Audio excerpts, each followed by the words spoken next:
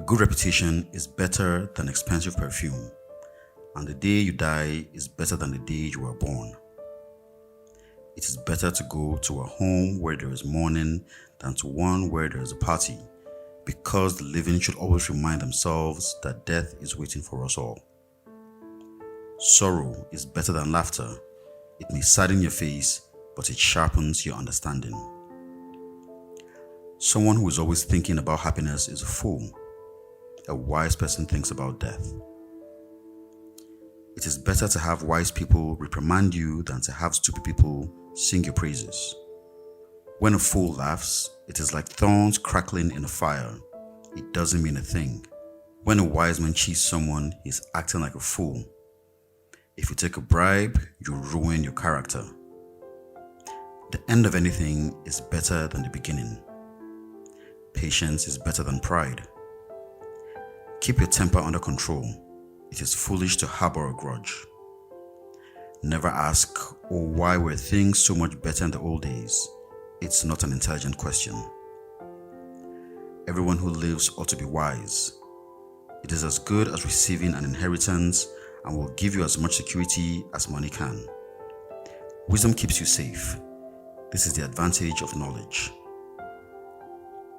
Think about what God has done. How can anyone straighten out what God has made crooked? When things are going well for you, be glad.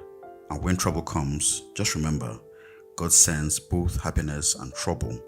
You never know what is going to happen next. My life has been useless, but in it I have seen everything. A good man may die while another man lives on, even though he is evil. So don't be too good or too wise. Why kill yourself? But don't be too wicked or too foolish either. Why die before you have to? Avoid both extremes. If you are righteous, you will be successful anyway. Wisdom does more for a person than 10 rulers can do for a city. There is no one on earth who does what is right all the time and never makes a mistake.